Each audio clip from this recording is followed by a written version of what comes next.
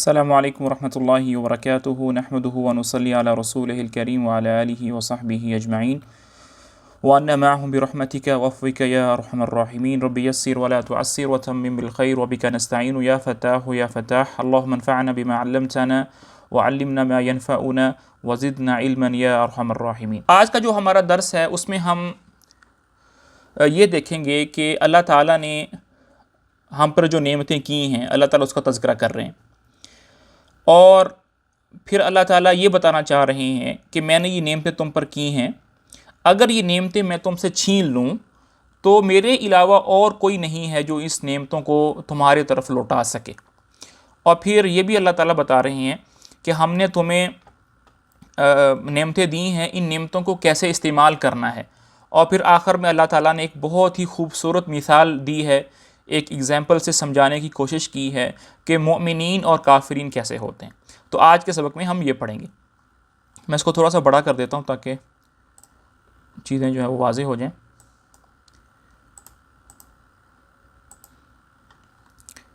जी बिस्मिल्लाह, इसको भी साफ़ कर देता हूँ ताकि जी। अब यहाँ पर अल्लाह रब्बुल इज़्ज़त जो हैं उन नेमतों का तज़किरा कर रहे हैं जो अल्लाह ताला ने हमारे ऊपर की हैं।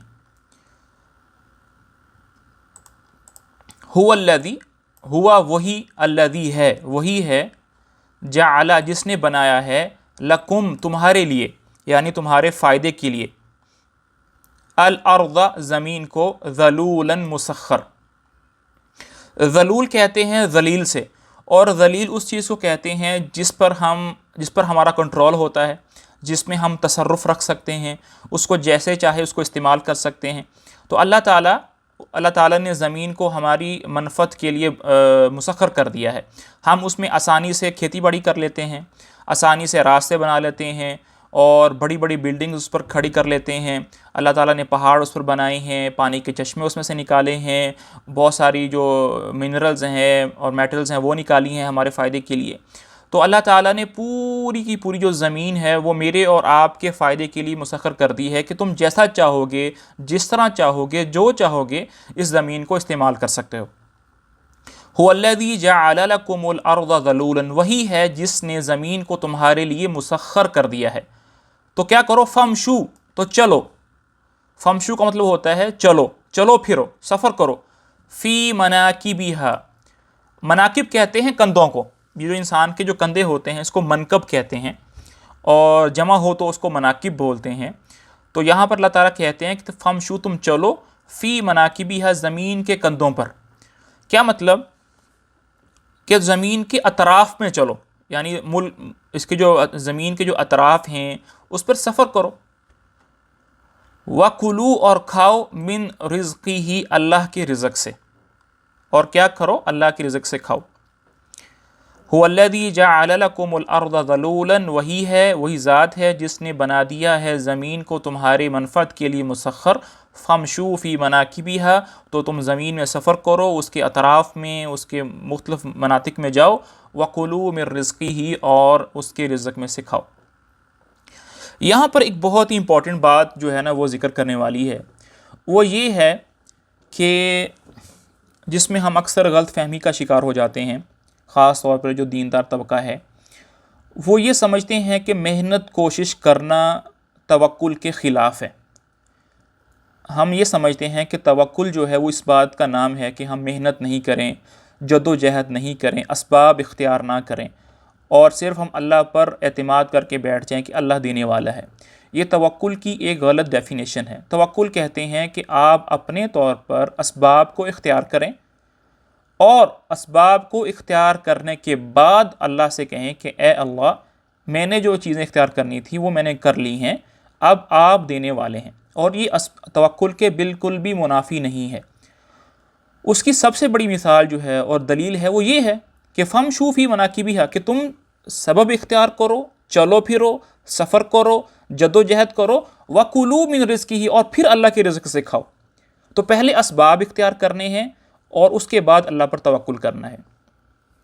اسی کی ایک اور مثال جو ہے وہ حدیث نبوی صلی اللہ علیہ وسلم سے ہے کہ ایک صاحب جو ہے وہ آپ صلی اللہ علیہ وسلم کے پاس تشریف لائے اور آ کر کہا یار، ان کے پاس اپنی ایک سواری تھی، تو آئے اور کہا یا رسول اللہ اعقل او اتوکل، کیا میں اس جانور کو باندھوں یا اس کو چھوڑ کر اللہ پہ توکل کروں کہ اللہ اس کو سنبھالیں گے؟ تو آپ صلی اللہ علیہ وسلم نے فرمایا اعقلھا، کہ اس کو باندھو، ثم توکل، پھر اللہ پر توکل کرو۔ تو اس سے بات پتہ چلتی ہے کہ اسباب اختیار کرنا یہ توکل میں شامل ہے۔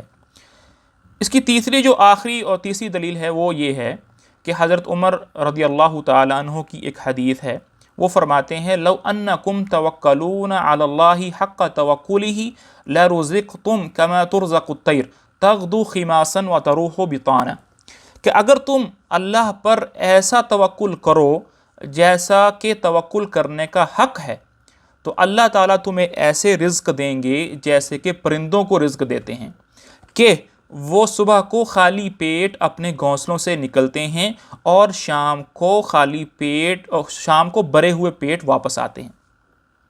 لیکن پرندے بھی اپنے گھونسلوں سے نکلتے ہیں تو پھر شام کو بھرے ہوئے پیٹ آتے ہیں۔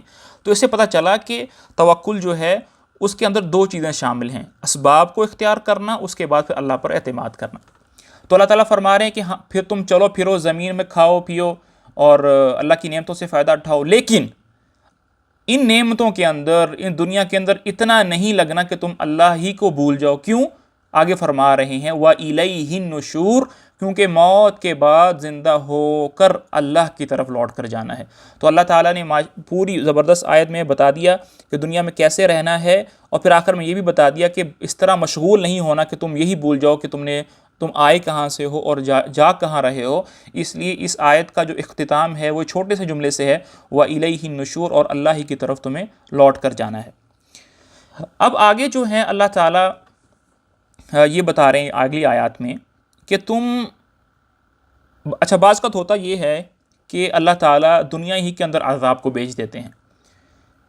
اللہ کا جو قاعدہ ہے، جو قانون ہے، وہ معاف کرنے کا ہے، وہ بخشنے کا ہے، وہ ڈیل دینے کا ہے، لیکن کبھی کبھار کچھ گناہ ایسے ہوتے ہیں کہ اللہ تعالیٰ اس کے عذاب کو جلدی میں دنیا کے اندر ہی نافذ کر دیتے ہیں۔ قیامت میں تو ملے گا ہی ملے گا، لیکن اس کو دنیا کے اندر بھی نافذ کر دیتے ہیں۔ تو اللہ تعالیٰ ہمیں اس عذاب سے ڈرا رہے ہیں، فرما رہے ہیں اَأَمِنْتُمْ، کیا تم بے خوف ہو گئے ہو، من فی السماء، اس ذات سے جو آسمان کے اندر ہے، ان یخسف بکم الارض، کہ وہ تمہیں زمین کے اندر دنسا دے، فاذا ہی تمور، اور پھر وہ تھرتھرانے لگے۔ اَأَمِنْتُمْ، کیا تم بے خوف ہو گئے ہو، بے جھجک ہو گئے ہو کہ گناہوں کے اندر اتنا ہی لگ گئے ہو کہ اس ذات سے جو آسمان کے اندر ہے کہ وہ تمہیں زمین کے اندر دنسا دے، فاذا ہی تمور، تو پھر وہ تھرتھرانے لگے گی۔ ام امنتم، کیا تم بے خوف ہو گئے ہو، بے جھجک ہو گئے ہو، من فی السماء، اس ذات سے جو آسمان کے اندر ہے، ان یرسلا، کہ وہ بھیج دے، علیکم، تم پر، حاصباً، پتھروں کی بارش۔ کیا تم بے خوف ہو گئے ہو اس ذات سے جو آسمان کے اندر ہے، اس بات سے کہ وہ تم پر پتھروں کی بارش برسا دے؟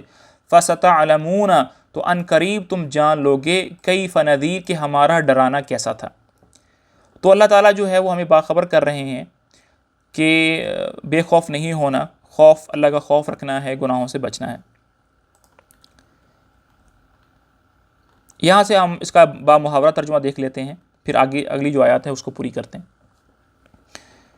وہی ہے جس نے تمہارے لیے زمین کو رام کر دیا ہے، یعنی مسخر کر دیا ہے، لہذا تم اس کے مونڈوں پر چلو پھرو اور اس کا رزق کھاؤ، اور اسی کے پاس دوبارہ زندہ ہو کر جانا ہے۔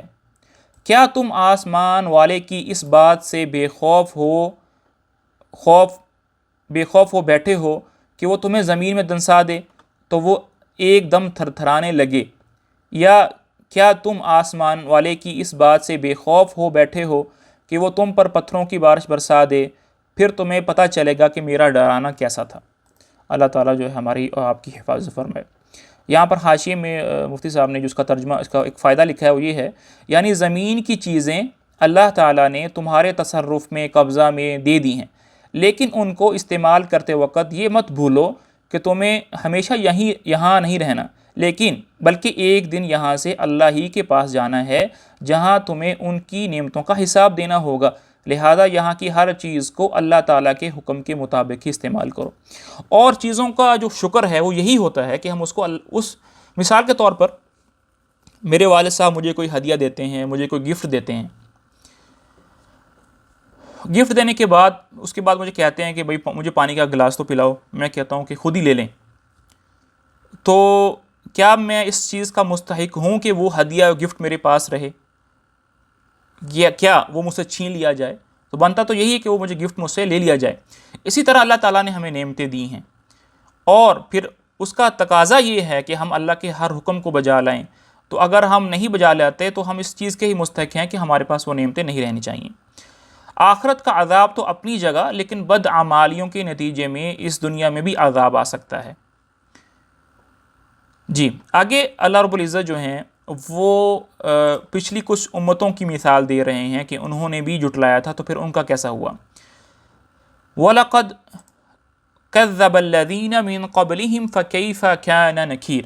وَلَقَدْ اور بے شک، كَذَّبَ جھٹلایا تھا، الَّذِينَ ان لوگوں نے، من قبلہم جو ان سے پہلے تھے، یعنی کفار مکہ جو ہیں ان سے پہلے جو قومیں تھیں، قوم ثمود تھی، قوم عاد تھی، قوم لوط تھی، اور فرعون کی قوم تھی، تو جتنی بھی قومیں تھیں ان کے اندر ایک طبقہ ایسا ضرور تھا جنہوں نے اس وقت کے نبی کو، یا اس وقت جو آسمانی کتاب اتاری گئی تھی اس پر ایمان نہیں لائے تھے، اس کو جھٹلایا تھا۔ فکیف تو کیسا تھا، کان نکیر ہمارا عذاب، تو پھر ہمارا عذاب کیسا تھا کہ اللہ تعالیٰ نے کسی کو آندھی سے ہلاک کر دیا، کسی کو بارش سے ہلاک کر دیا، کسی کو پانی کے اندر ڈبو دیا، کسی کو کھڑے کھڑے بندر بنا دیا۔ تو اللہ تعالیٰ نے ہر قوم پر مختلف عذاب بھیجے ہیں۔ اللہ تعالیٰ میری اور آپ کی حفاظت فرمائے۔